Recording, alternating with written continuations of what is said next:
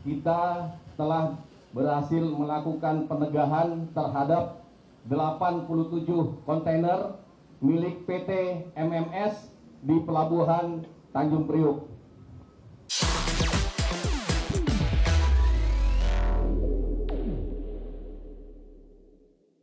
Pemirsa, pemerintah terus bergerak memberantas praktik curang ekspor crude palm oil atau CPO beserta turunannya produknya. 87 kontainer minyak sawit siap ekspor disita di Pelabuhan Tanjung Priuk akibat melanggar aturan ekspor. Menteri Perindustrian Agus Gumiwang Kartasasmita bersama Menteri Perdagangan, Kapolri, dan Satgasus mengungkap praktik pelanggaran ekspor CPO yang telah merugikan keuangan negara sebesar 2,8 triliun rupiah. Operasi gabungan Direktorat Jenderal Bea Cukai, Direktorat Jenderal Perpajakan, serta Kepolisian dan Satgasus berhasil menyita 87 kontainer yang akan mengekspor minyak sawit mentah dan produk turunannya. Menperin menegaskan penyitaan 87 kontainer ini sebagai upaya optimalisasi penerimaan negara. Operasi ini menjadi langkah penting dalam menegakkan aturan ekspor dan menjaga potensi penerimaan negara. Pemerintah memastikan akan terus mengawasi 290 perusahaan sawit yang berorientasi ekspor agar ekspor hasil turunan CPO berjalan transparan dan sesuai regulasi demi stabilitas industri nasional.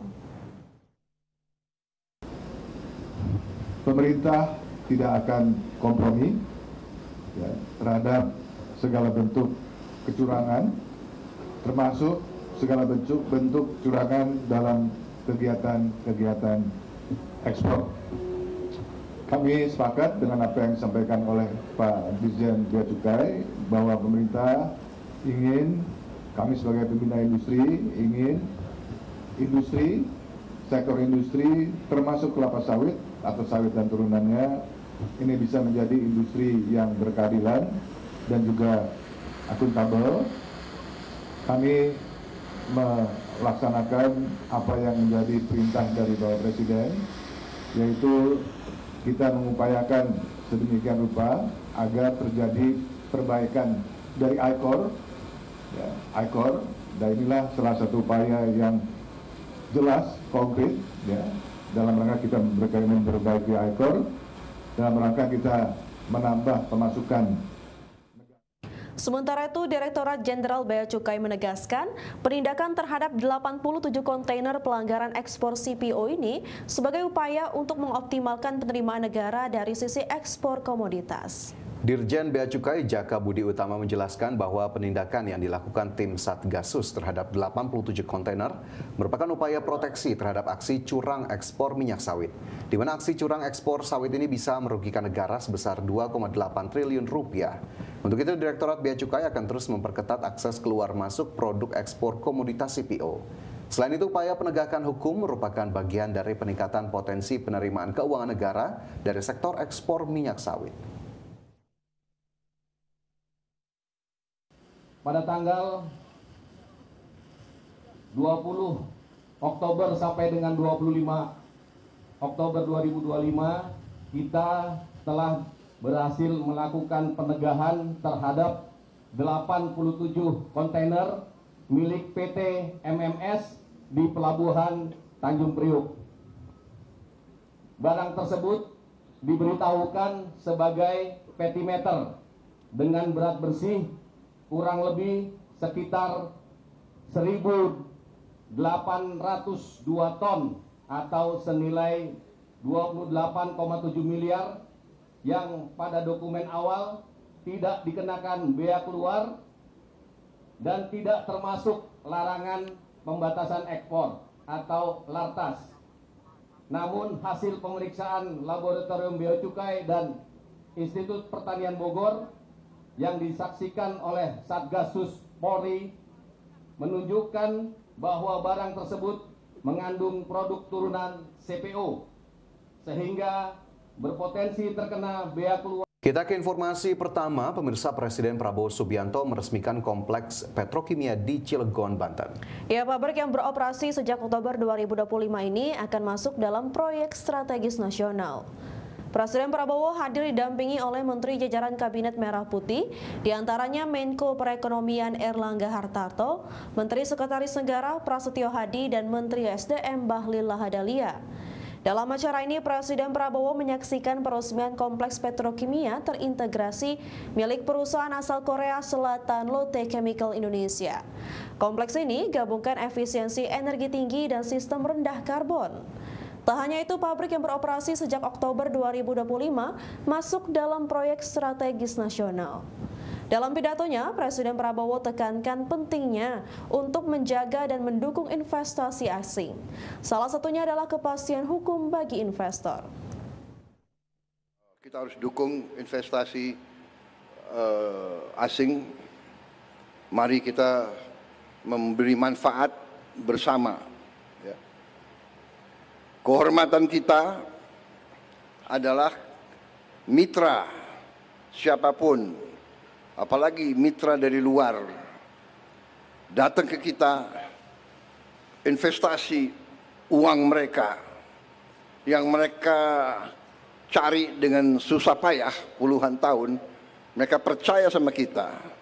Di sini mereka beri manfaat kepada kita, kita harus amankan, kita harus jaga mereka supaya mereka di sini nyaman, mereka di sini kita terima dengan hati dan tangan terbuka, dan tidak boleh ada unsur-unsur yang mengganggu. Kita saling menghormati, saling memberi kebaikan.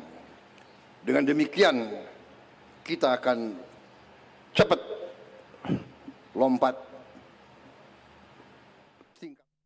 Menteri Energi dan Sumber Daya Mineral Bahlil Lahadalia menyampaikan pabrik New Ethylene Project milik PT Lotte Chemical Indonesia di Cilegon, Banten akan memberikan dampak ekonomi yang besar, terutama dari sisi penyerapan tenaga kerja.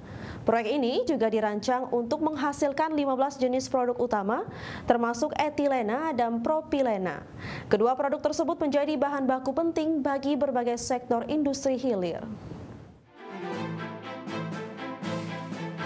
Menteri Energi dan Sumber Daya Mineral Bahlil Lahadalia menyampaikan pabrik New Ethylene Project milik PT Lotte Chemical Indonesia di Cilegon, Banten yang telah diresmikan Presiden Prabowo Subianto akan memberikan dampak ekonomi yang besar terutama dari sisi penyerapan tenaga kerja. Menurut Bahlil, proyek New Ethylene Project ini memiliki nilai investasi sebesar 4 miliar dolar Amerika atau sekitar 63 triliun rupiah. Bahlil menjelaskan bahwa proyek ini telah dimulai sejak tahun 2022 dan berhasil mulai beroperasi pada Oktober 2025.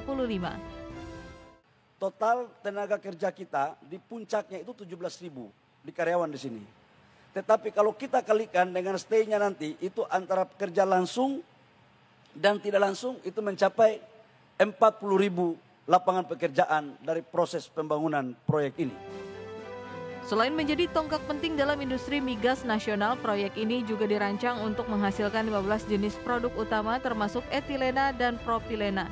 Kedua produk tersebut menjadi bahan baku penting bagi berbagai sektor industri hilir.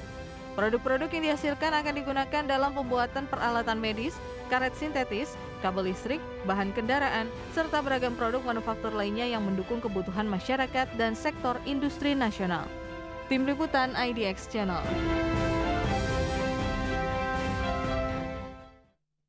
Indonesia menjajaki kesepakatan kerjasama di bidang maritim dengan Rusia dalam mengembangkan kapal berteknologi tinggi seperti hovercraft sampai kapal cepat. Indonesia menjajaki kesepakatan kerjasama di bidang maritim dengan Rusia. Salah satu hal yang ditekankan adalah kesempatan Indonesia untuk belajar mengembangkan kapal berteknologi tinggi seperti hovercraft sampai kapal cepat. Menko Bidang Infrastruktur dan Pembangunan Kewilayahan Agus Harimurti Yudhoyono menilai pengembangan kapal berteknologi tinggi tersebut perlu dilakukan untuk memastikan keandalan, keamanan dan efisiensi layanan transportasi maritim di Indonesia. Hal itu juga menjadi langkah untuk modernisasi armada sekaligus menambah kapasitas layanan di berbagai rute penting, termasuk di wilayah tertinggal, terdepan dan terluar. Untuk itu, kami ingin menjajaki kemitraan dengan Rusia untuk mengembangkan teknologi maritim modern seperti hovercraft, hydrofoil, kapal penangkap ikan, dan kapal berkecepatan tinggi yang efisien dan ramah lingkungan. Dengan pengalaman panjang Rusia di bidang industri kapal, kami berharap dapat mengembangkan rantai pasok peralatan kapal yang tangguh untuk mendukung pemeliharaan kapal logistik nasional secara lebih efisien. Adapun poin kerjasama antara Indonesia dan Rusia meliputi peningkatan kapasitas dan kapabilitas angkutan laut dengan alih teknologi, kerjasama ilmiah dan teknis di bidang maritim dan pengembangan infrastruktur pelabuhan yang berkelanjutan. Selain itu, hal yang juga ditawarkan adalah kerjasama industri galangan kapal, pendidikan dan pelatihan di sektor maritim, hingga pemanfaatan sumber daya kelautan dan perikanan secara berkelanjutan. Tim Liputan IDX Channel.